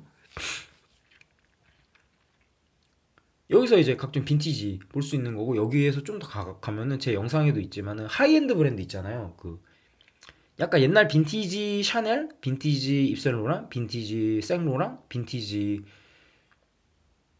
뭐 보테가 베네타 제품들도 많이 팔고 그래요. 근데 가격은 별로 친절하지 않더라고요. 그리고 요거는 이제 도버 스트리트 마켓인데 도버 스트리트 마켓에 있는 슈프림 매장이거든요. 슈프림 매장이라는 거예요. 그러니까 누군가한테는 도쿄 가면은 누군가한테는 이제 도쿄가 스트릿 패션이 진짜 유명하거든요. 스트릿 패션도 많단 말이에요. 여기 말고도 뭐 캐피탈도 있고 네이버후드도 있고 그런데 그러니까 스트리트 패션에 관심이 많으면은 도쿄를 봐도 이제 스트리트 패션 중심으로 보게 된다는 거예요. 반면에 이제 내가 만약에 공간 디자인에 관심이 많다 그러면은 이제 이런 이제 도버 스트리트 마켓에 이제 시부야 그 도버 스트리트 마켓의 시부야 긴자거든. 여기 슈프림 매장을 보는데 이게 그 제가 찾아보니까 도버 스트리트 마켓 같은 경우에는 슈프림이 직접 와서 다 매장 만들고 갔다 그러더라고요. 못 건드리게 못만 자기 그 직접 와서 다 만들었다고 하는데 그러니까 내가 만약에 슈프림에 관심이도 있고 그러면 이제 이런 공간을 얘네들이 이거 어떻게 만들었나 그러니까 슈프림에서 직접 나와서 이렇게 만들었다 뭐 이런 것들도 뭐 알 수 있는 거죠. 그러니까 제가 여기서 말하는 거는 관심사에 따라서 보는 게 막 정말로 천차만별로 달라진다는 거예요. 그리고 여기서 보면요 그 제가 이제 휴먼메이드 매장이 정말 파르코에서 좋았던 이유가 뭐냐면은 이 공간 디자인 때문이에요. 이 공간 디자인을 보면은 얘네가 뭐가 다르냐면요 다른 데하고 여기 공간 디자인 앞에 잠깐 그 PPT 안 남아있네? 저 안 넣네. 그 휴먼메이드 매장 옆에 뭐 있냐면 여기 보면은 바로 옆에 매장 조말론이 있어요. 조말론이 있고 뒤에 입센로랑이 있고 옆에 슈에무라가 있거든요. 그러니까 휴먼메이드에 비하면은 글로벌적으로 이제 브랜드 인지도가 엄청 높은 브랜드들이 쌓여 있어요. 근데 휴먼메이드 앞에 진짜 앞에 뭐가 있냐면요. 안 나네. 버버리가 있어요. 버버리가 있단 말이에요. 버버리가 있으니까 공간감에 엄청 브랜드로 밀리죠. 근데 얘네들이 특징이 어떻게 했냐면은 이거 잘 보면요. 매장을 마치 바처럼 만들었어요. 바처럼 만들어가지고 보면요. 밖에서 보면요. 보통 의류 매장들 이런 식으로 공간 안 만들잖아요. 그러니까 마치 바처럼 해가지고 안에서는 제품 보는 게 좀 잘 안 보이지만 밖에서부터 휴먼 메이드 여기 걸어놓은 상품들을 다 하나씩 하나씩 볼 수 있게 해놨어요. 그리고 들어가면 바로 바에 들어가면은 그 바 직원분들이 이제 사람들한테 이제 주문 받고 그렇고 얘기하고 이런 식으로 음료 만들어 주고 하는 식으로 이제 매장을 마치 바처럼 만들어 놨단 말이에요. 이야기하면서 제품도 고를 수 있게 해놨단 말이에요. 그러니까 주변에 워낙 인지도가 높은 브랜드들이 많으니까 그런 브랜드들의 인지도에 묻히지 않기 위해서 공간 디자인을 굉장히 눈에 띄게 했단 말이에요. 그래서 저는 시바 파르코 가서 버버리 매장보다는 휴먼메이드 매장밖에 좀 기억이 나지 않더라고요. 그리고 여기 같은 경우에는 스커트라고 해서 그 새로운 재료보다는 기존에 있는 재료들을 다 헌재료들을 모아갖고 만드는 그 브랜드 그 크리에이티브 집단이 있거든요. 시부와 파르코가 그들하고 같이 이제 작업해서 만든 공간이에요. 그래서 뭐 공사장 파이프나 이런 것들 다 사용해가지고 그 다 만들고 그랬어요. 여기는 이제 그 누비앙이라는 편집샵인데 보면은 굉장히 감각적이면서도 굉장히 좀 미니멀하게 만들었죠. 근데 여기를 보면은 꼭 그 명품 매장 그 명품 하이엔드 브랜드들 편집샵인데 마치 하나하나 옷장처럼 만들어 놨잖아요. 옷장처럼 만들어 놓은 게 이거 여기 공간 되게 잘 만들어 놨다고 잘 만들었더라고요. 제가 보니까. 그래서 이제 공간 디자인에 관심이 많으면 여기 브랜드에는 다 모를 수도 있어도 이런 공간들 만든 거를 엄청 참고한단 말이에요. 엄청 보는 것만으로 도움이 많이 되더라고요. 그러니까 여기는 이제 그 네스토 로브라는 이제 브랜드인데 여기는 이제 그 방직까지 다 직접 하는데 그런 방직하는 일본에서 직접 방직하는 그런 일본의 크래프트 장인 정신 이런 것들을 강조하고 얘네가 또 버려진 이제 천조각들을 또 모아서 재활용 브랜드로 또 만들거든요. 그런 것들을 강조하기 위해서 그 방직이나 이런 물성을 강조하기 위해서 이런 철 파이프나 이런 철 파이프 이런 걸 통해 가지고 이제 공간을 기본적인 베이스 뼈대를 만들었는데 이 철만 있으면 좀 공간이 차갑잖아요. 여기 보면 좀 공간이 좀 차갑잖아요. 좀 약간 뭐 건조한 부분이 있고 이 도버 스트리트 마켓 긴자도 마찬가지인데 좀 차갑죠. 근데 이런 건 차가운 느낌을 상쇄하기 위해서 좀 나무나 아늑한 조명을 통해 가지고 공간을 좀 부드럽게 만들었죠. 그러니까 저 같은 경우에는 공간 디자인에 워낙 관심이 많고 그 공간 디자인이 그냥 뭐 건축가들 공간 이런 거보다는 브랜드들의 공간 디자인에 관심이 많으니까 이렇게 보는 거죠. 그러니까 어떤 관심사가 내가 어떤 관심사에 있는가에 따라서 어떤 브랜드를 보게 되고 브랜드에 따라서 내가 브랜딩에 집중 보게 되는 거예요. 그러니까 내가 그러니까 결국엔 내 관심사에서 파생되는 반센사하고 연결된 브랜드 그리고 내가 평소에 자주 보는 것들이 자연스럽게 나를 어떤 한 방향으로 이끈다는 거예요. 근데 생각보다 우리가 잘 정리를 하지가 않다 보니까 좀 생각들이 많이 흐트러지죠. 그리고 만약 그 브랜딩에 관심이 많은 분들은 이제 이걸 보면서 굉장히 의미심장한 걸 또 발견할 줄 알아야 돼요. 여기서 브랜딩에 관심이 많다면 굉장히 재밌는 사실을 하나 알아야 되는 게 뭐냐면은 삼성전자가 일본에서 삼성이란 표현 잘 안 썼어요. 갤럭시라고만 썼어요. 워낙 이제 삼성에 대한 부정적인 인식이 좀 많아가지고 한국 브랜드라고. 근데 이제 갤럭시가 애플 다음으로 이제 그 점유율 2위거든요. 아 그리고 그 삼성 강남 클래스에서 그 저한테 이제 공지로 나왔던 내용이 뭐냐면요. 그 경쟁사 언급하면 안 돼요. 삼성 강남 클래스에서는 애플에 관련된 어떠한 것도 언급하면 안 되고 실제로 이제 강의안을 가지고 이제 저희가 먼저 보내거든요. 보냈을 때 거기서 애플 관련된 내용이 있으면 수정을 해야 돼요. 그래서 언급을 하면 안 돼요. 그래서 제가 이제 설명을 클래스에서는 애플을 언급을 전혀 하지 않았는데 그러니까 여기서 봤을 때 내가 브랜딩에 관심이 많다 그러면 야 이제 삼성이 일본에서도 삼성의 명칭을 쓴다? 야 이거 진짜 엄청난 변화네 이렇게 느낄 수도 있는 거죠.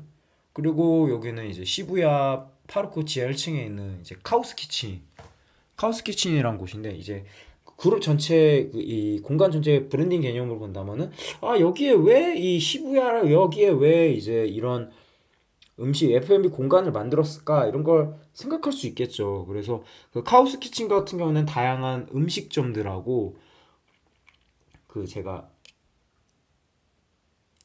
그 영상을 잘 못했지만 그 콘돔 가게도 있고요.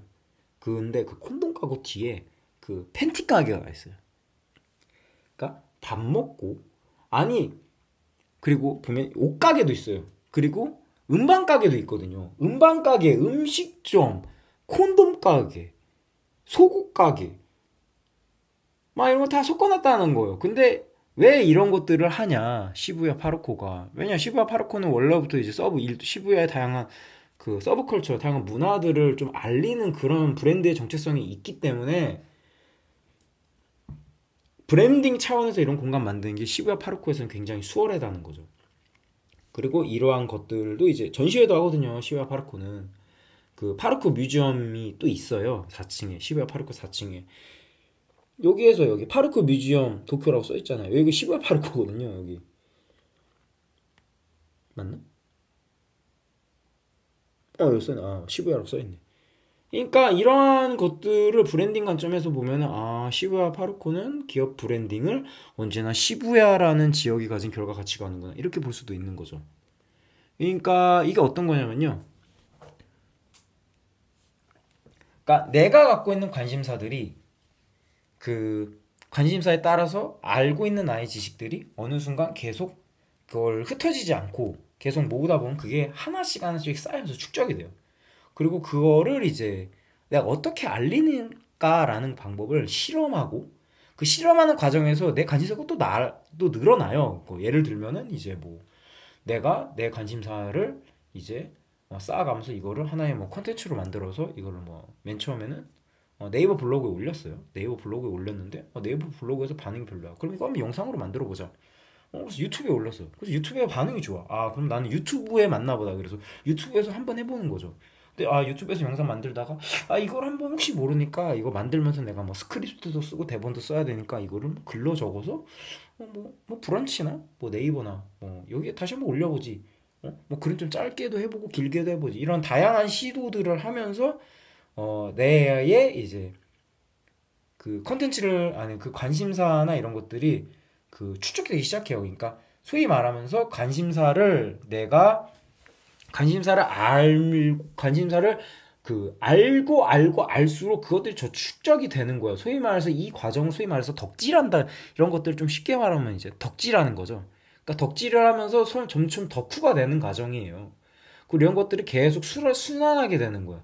그러니까 나의 관심사가 계속해서 다른 분야로 어, 뻗쳐나가면서 계속 쌓이고 그런 것들을 다양한 이제 채널들로 컨텐츠를 만드는 다양한 실험들을 해보면서 뭐 AI도 써보고 글자 수도 조절해보고 영상도 만들어 보면서 그런 것들을 하면서 계속 순환이면서 내가 뭔가 생각하는 것, 컨텐츠를 만든다는 것, 생각을 정리하는 것, 관심사들이 계속해서 섞어진다는 것. 그러니까 내 관심사가 결국에는 이제 관심사라는 거죠. 그러니까 결국 모든 건 다 관심사와 그거에 파생된 브랜드에서 시작한다는 연결된 브랜드에서 시작한다는 거예요. 그래서 누군가한테는 도쿄가 만약에 빈티지 패션 천국이에요. 그러면은 딴 데 안 가죠. 바로 여기 고엔지 그 도쿄에서 유명한 이제 빈티지 패션으로 유명한 데가 이제 그 시모키타자와 시부야 코헨지 이렇게 하거든요. 뭐 나카노도 있는데 좀 많아요. 근데 그 중에서도 이제 시모키타자하고 고엔지도 많이 알아주는데 가장 유명한 데는 역시 시모키타자하고 요즘에 또 엄청 또 이어서 뜨는 데가 이제 또 고엔지인데 여기 고엔지에 있는 이제 탑 오브 힐스라는 가게고 여기는 이제 고엔지에 있는 슬롯이라는 가게예요. 그리고 여기는 이제 리틀 트립 투 헤븐이라는 가게고 가게라는 거예요. 그러니까 누군가한테는 이제 도쿄 빈티지 패션에 관심이 많으면은 이런 것들이 중점적으로 도 보인다는 거예요. 반면에 요즘 위스키 일본이 우리나라하고 그 법이 달라서 위스키가 싸잖아요.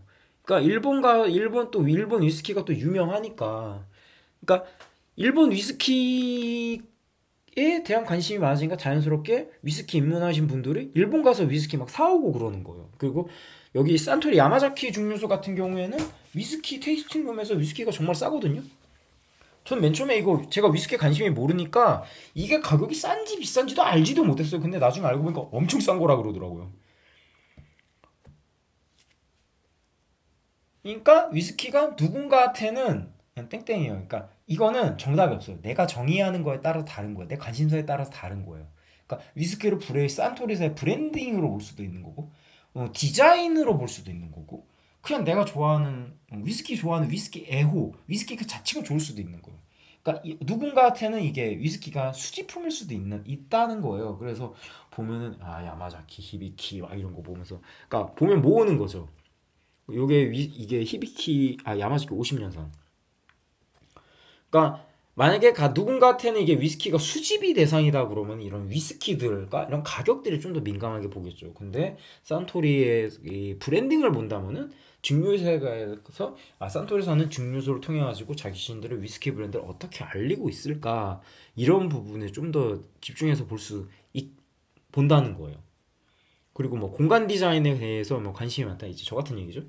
관심이 많으면은 여기가 이제 하쿠슈에 있는 테이스팅 룸인데 하쿠슈 테이스팅 룸이 진짜 잘 만들어놨어요. 굉장히 아늑하고 위스키를 정말로 호련히 즐길 수 있게 굉장히 공간을 깔끔하게 만들어놨어요. 그리고 여기는 이제 옆에 있는 건 이 오른쪽 위에 있는 건 야마자키 증류소의 이제 원주 보관인데 원주 보관함을 이제 이렇게 다 일일이 세워놓은 건데 요거 딱 보면은 산토리가 얼마나 많은 위스키를 만들어 놨는지 그런 역사를 알 수가 있는 거고 아래는 이제 위스키가 원래 진빔 위스키였는데 최근에 산토리 글로벌 스피리츠인가 이몇 회사를 바꿔서 이름을 또 바꿨는데 여기 보면은 뭐 야마자키 가쿠슈도 있지만은 메이커스 마커나 뭐 라프로익 같은 그런 브랜드들도 다 소유하고 있단 말이에요. 여기서는 이제 요거는 이제 2019년도 야마자키 증류소 사진인데 이런 것들을 보면서 이제 여기는 야마자키 그 산토리사가 굉장히 큰 아 위스키 회사를 하는구나 이런 거. 브랜딩 관점에서 보면은 공간 디자인이나 브랜드 관점에서 뭐 이런 걸 보면 그러니까 브랜딩 관점에서 보면 아 얘네가 이렇게 소개하고 있구나. 근데 공간 디자인 관점에서 보면 아 이런 식으로 증류소 사진과 이제 증류소 제품을 놔서 이렇게 얘네가 하고 있구나라는 걸 알 수가 있게 되죠. 그래서 이제 만약에 F&B 쪽에 관심이 많다면 요건 이 산토리가 매년 이제 알코올 시장 그 F&B 시장에 대한 흐름을 그 조사한 거를 발표를 하거든요. 그런 것들을 보면서 아 일본 F&B나 음료 시장이 이렇게 돌아가고 있구나 이런 걸 이제 알아보게 되는 거죠. 그러니까 뭐 산토리를 위스키를 어떻게 접근을 하냐, 산토리를 어떻게 접근냐에 따라서 결국에는 다 다른 거예요. 그러니까 어떻게 보는가에 따른 거는 결국에는 이제 관심사에 따라서 달라진다는 거예요. 그러면 한번 축적에 대해서 얘기를 해보죠. 그러니까 이 아까 저 이 부분에 대해서 얘기를 했잖아요.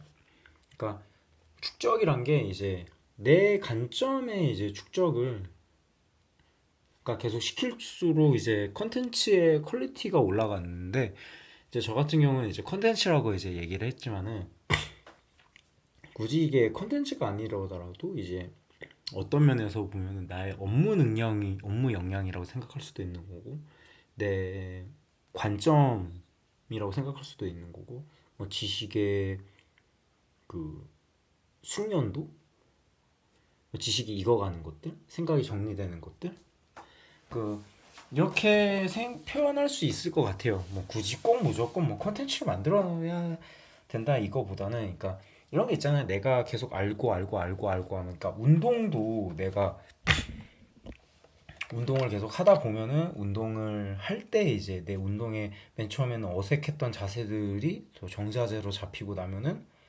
이제 근육이 성장하고 그게 이제 그 무게가 증가하면서 이제 내 운동의 퀄리티 자체가 올라가잖아요. 그러니까 그렇게 생각하면 편할 것 같아요. 그러니까 어떻게 보면 좀 운동이 이제 근육 기르는 거하고 비슷한데 이것도 이제 그러니까 이런 관심사들이 내 관심사들이 이제 점점 다른 분야를 뒤에서 더 설명할 거지만 관심사들이 축적되고 그리고 이런 것들을 이제 전하는 방법들이 계속 순환이 되면서 이제 그 컨텐츠의 퀄리티가 서서히 좋아진다는 게 이게 순환하면 할수록 이게 계속 오히려 더 좋아져요. 그러니까 핵심은 이제 흩어지지 않게 하는 거예요. 내 생각이 흩어지지 않게 계속 쌓이게 하는 게 이제 핵심입니다. 이제 뭐 예를 들면은 이제 또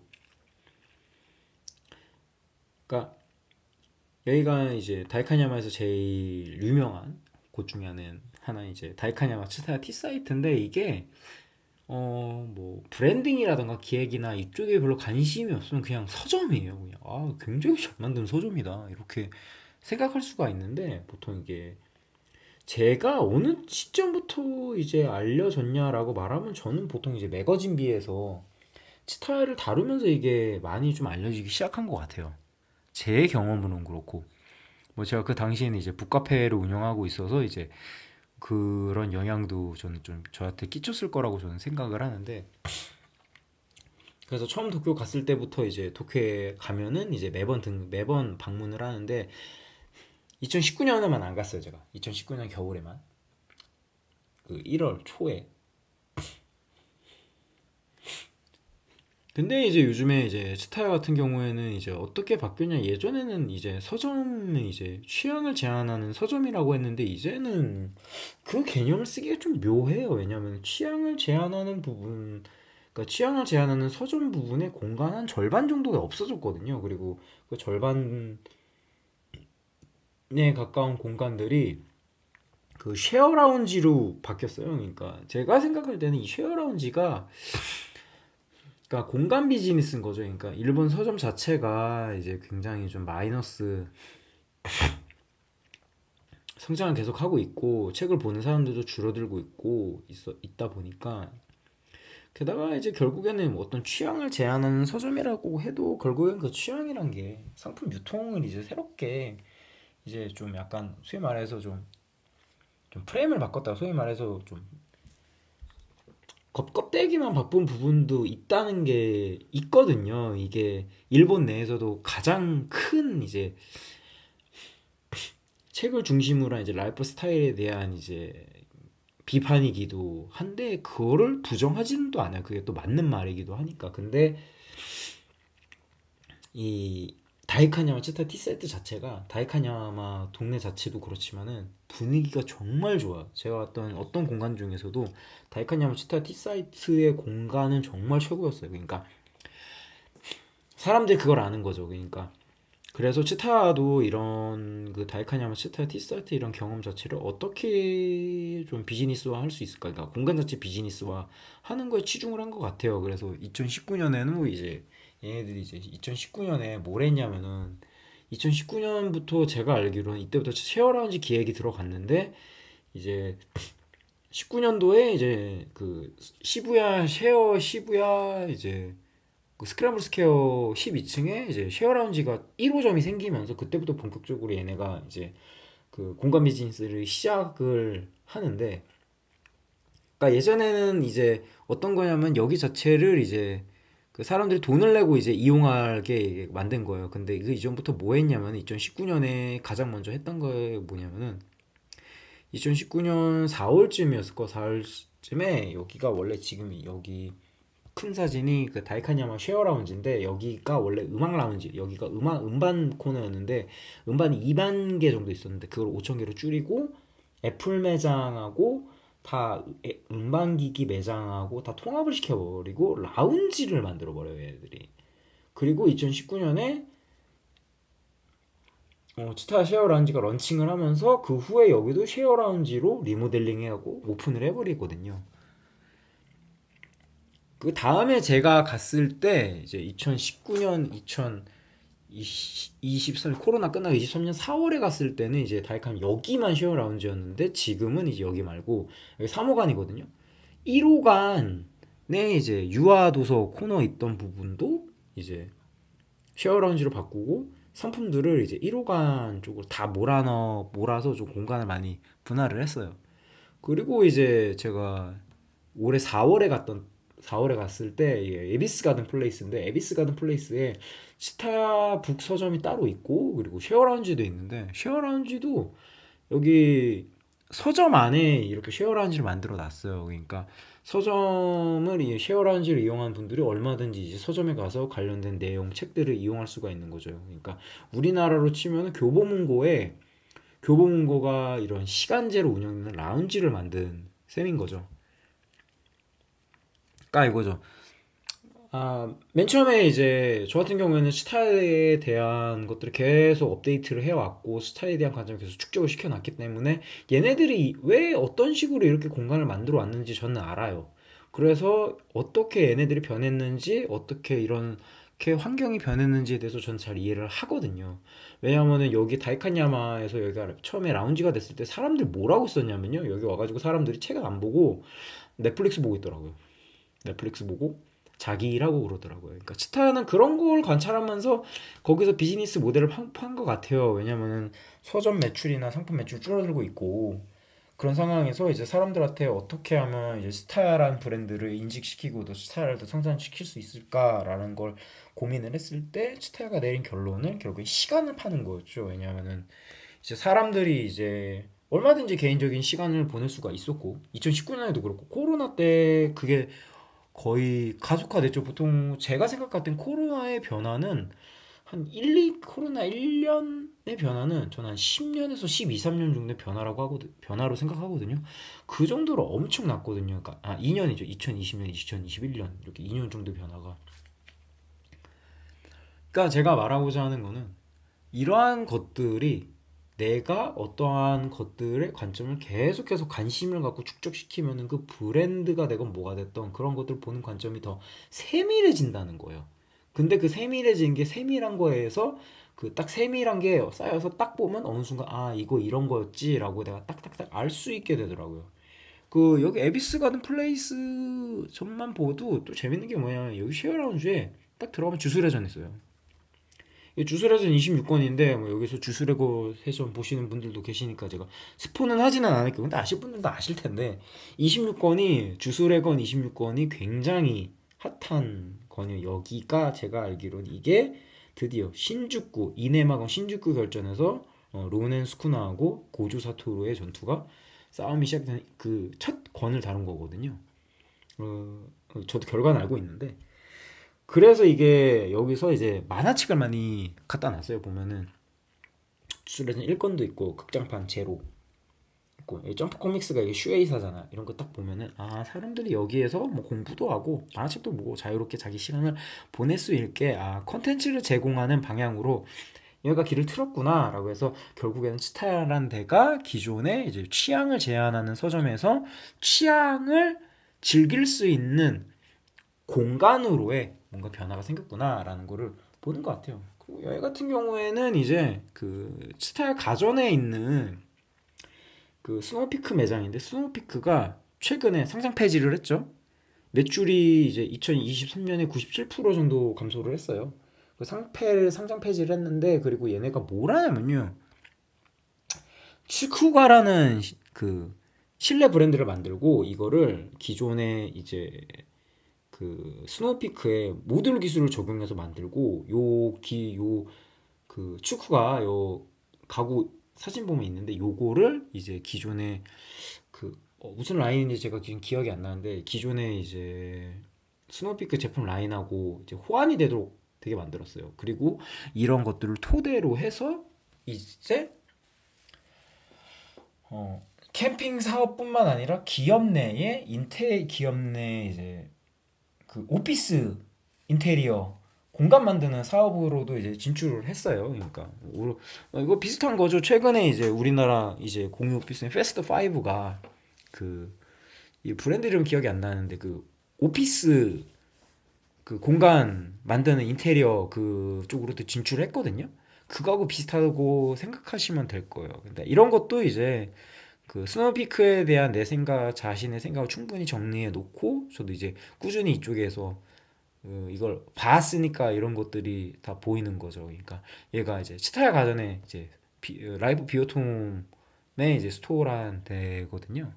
근데 생각해 보면은 이런 것도 뭐냐면은 스노우피크라는 게 캠핑이란 게 저도 캠핑 한두 번 해봤는데 보면은 캠핑이란 게 결국에는 야외에서 실외에서 나만의 공간을 만드는 거잖아요. 그러니까 스노우피크가 캠핑 장비를 만드는 회사이긴 하지만은 그 캠핑 장비를 만든다고 해도 그 캠핑 장비란 게 결국에는 야외에서 공간을 만들기 때문에 결국에는 스노우피크가 산업은 공간 비즈니스예요. 공간을 제공하는 거예요. 그러니까 공간을 만들 수 있는 장비를 만들어서 사람들이 공간을 스노우피크의 품질을 만들어진 나만의 안락한 공간을 누릴 수 있게 하는 거죠. 그런 것들을 이제 그 실내에서 구현하려고 한 거죠. 근데 이런 것들이 왜 또 지금 이 시점에서 만들어지냐라고 할 때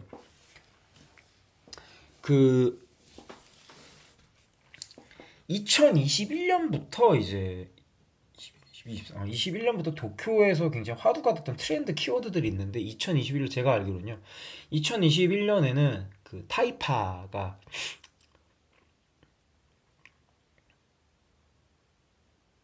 코스파가 먼저였나? 타이파였을 거예요. 타이파가 뭐냐면 타임 에피션시 퍼포먼스라고 해서 코스파가 먼저였나? 그 시간 대비 효율성 이래가지고 시간 대비 얼마나 이게 효율성이 있나 그런 걸 따지는 거였고 그 다음에 코스파 그 코스트 퍼포먼스 에피션시라고 해서 소위 말해서 가성비 가격 대비 효율성 따진 거죠. 근데 그 다음에 2023이 코스파 그 스페파였거든요. 스페이스 퍼포먼스 에피션시라고 해서 공간 효율성인데 생각해 보세요. 이게 시간에 대한 효율성하고 가격에 대한 효율성이 만나면은 그 공간으로 이어지잖아요. 우리가 어떤 시간을 보내는 거는 어떤 공간인 거고 그게 내 집이던 남의 공간이던 그리고 거기에서 가격 대 시간 따지고 가격 대비 효율성까지 따진다라는 거죠. 근데 이 두 개가 만나면은 이 공간이 과연 얼마나 가격 대비 효율성이 있냐 내가 공간을 이용하는데 얼마나 효율성이 있냐가 따지는 거죠. 그래서 그런 코스파 개념 때문에 이제 떠올랐던 게 그 집 안에서 집이 좁으니까 저걸 사용하는 거예요. 캠핑 장비 사용하는 거예요. 근데 이걸 또 이렇게 왜 사용하게 된 이유가 뭐냐면은 최근에 일본 신축 저축 주택들이 면적이 작게 나와요. 그러니까 원자재 상승 이런 것들을 반영을 해가지고 그 마진 이런 것 때문에 공간 작게 만들었다고 그러더라고요. 이게 저거 보면 나와요. 그 주택 그 제가 이름을 기억이 안 나는데 지금 제가 그래다 써놨는데 그 일본 모기지 30년 모기지 그 상품 그 조사 결과 나오니까 그 신축 아파트 면적이 줄어들었다고 그렇게 나왔거든요. 그러니까 그런 것도 그런 이제 변화들이 이제 다 반영이 된 거죠. 아, 2000 그렇게 된 거죠. 그런 상황에서 스노우피크도 그런 부분은 저희가 생각할 때는 이건 냅시얼이지만은 그 이러한 이제 이런 공간과 시간과 이런 효율성들 거기에 따르는 이제 다른 어떤 공간에서의 이제 그 어떤 경험들 그런 것들을 이제 단순하게 이제 실외에서만 할 게 아니라 실내도 우리가 이제 집중할 수 있지 않을까라고 해서 이렇게 이제 축구가라는 그 가전 브랜드 아니 가전 브랜드가 아니라 1위 그 실내 가구 브랜드를 내지 않았나 저는 그렇게 생각을 또 해요.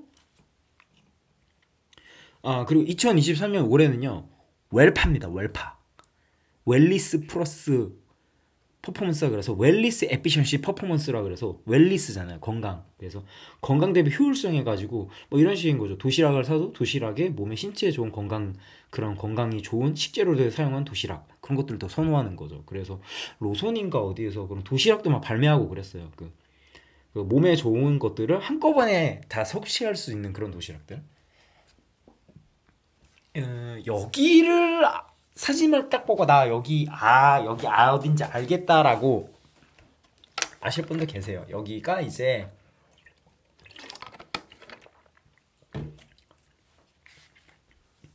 고쿄인데 고쿄가 그 일본 러너들의 성지입니다. 일본 러너들의 성지예요. 그래서 일본 제가 만나는 분들마다 도쿄 현지에서 도쿄 러닝 코스 좀 추천해 주십시오라고 할 때 다들 추천했던 게 여기가 1순위예요. 무조건 다 여기부터예요. 1등은 고쿄고 2위는 어떤 분은 뭐 신주쿠 고엔이고 어떤 분은 뭐 스미다고 어떤 분은 뭐 요요기고 어떤 분은 코아지마 그 올림픽 무슨 공원 있거든요. 세타가야구 쪽에 맞을 거예요. 세타가야구 쪽 그쪽 추천하시는 분도 있었어요. 여기는 이제 제가 영상에서도 했지만 여기 메이지 신궁 외원 이쪽이고 여기는 요요기 공원 여기는 스미다 강 러닝 코스죠. 근데 여기가 제가 이런 것들 이런 러닝 코스를 했던 이유가 뭐냐면은 제가 이제 러닝에 관심이 많으니까 아무래도 제가 뭐 운동을 좋아하고 그러니까 그런 관심사가 있으니까 당연히 이제 러닝 이런 부분으로 이어지는 거죠. 그리고 또 이런 것들을 보니까 제가 브랜드 공간 디자인에 또 관심이 많으니까 보면은 여기가 마루노치에 있는 아식스 런 마루노치거든요. 여기 같은 경우에는 어떠냐면요. 여기가 아식스에서 운영하는 이제 체험형 매장이기도 한데 일단은 그 유튜브에서도 러닝 좋아하시는 분들이 여기 막 소개 영상 막 올려놓고 그랬어요. 여기서 신발 사는 거 올려놓고 그러는데 여기서 옷을 다 빌려줘요. 그 러닝하는 코스, 러닝을 위한 그 옷을 상하이 신발까지 토탈하면 한 80엔 나올 거예요. 요거 다 여기 보면 티셔츠, 사진 보면 자켓, 뭐 숏팬츠, 롱팬츠, 타이츠까지 다 대여가 되잖아요. 그래서 써있네 여기 660엔 다 돼 있네. A 세트, B 세트. 그러니까 어페럴 렌터를 신발까지 다 해주거든요. 그리고 여기서 또 러닝 코스도 추천도 해주고 있고 그 코스는 여기 지점에서 소개하는 건데 다 이제 마루노우지잖아요. 아까 여기 보면은 여기가 마루노우지거든요. 여기가 일본 러너의 성지라고 했던 고쿄 여기 러닝 코스가 마루노우지에서 시작을 하거든요. 그러니까 여기에 러닝이라고 갖고 있는 러닝이라는 맥락, 러닝 성지라는 맥락을 매장에 그대로 가지고 온 거예요. 그래서 이런 체험형 매장을 만드니까 공간 자체 굉장히 힘이 있죠. 그래서 얘네들이 또 여기서 뭐 하냐면요. 그 러닝 클래스도 열고 있고 그 러닝 보면은 그런 거 있잖아요. 그뭐 심폐 그 심장박동 막 세 갖고 막 밟고 막 뛰는 거 있잖아. 막 뛰는 거. 그러한 이제 선수들이 하는 걸 검사 서비스를 여기서 직접 해줘요. 이제 가입을 하면은 이제 신청을 받아서 해줘서 이제 러닝을 분석을 해주기도 해요. 그러니까 내가 러닝에 관심이 많고 브랜딩에 관심이 많고 어떤 공간 디자인에 관심이 많다면 이런 걸 볼 때도 어떤 사람한테는 그냥 단순히 이제 뭐 신발 아식스에서 신발 렌탈 해주고 뭐 뛸 수 있고 이거 신발 파는 곳 이렇게 볼 수도 있지만은 이제 뭐 경영에 대한 뭐 브랜드에 대해서 굉장히 더 다양한 나의 관심사가 있다면은 얘네들이 왜 이걸 이렇게 만들었을까라는 걸로 내 관점을 조금씩 조금씩 더 축적을 시킬 수가 있겠죠. 그리고 여기는 이제 요코초인데 시부야 요코초 여기는 이제 요코초도 이제 어떻게 관점에 다는 거에 따라서 여기 또 달라요. 여기는 좀 뒤에서 제가 더 자세히 좀 더 설명을 할게요. 예, 에비스 요코초고 여기는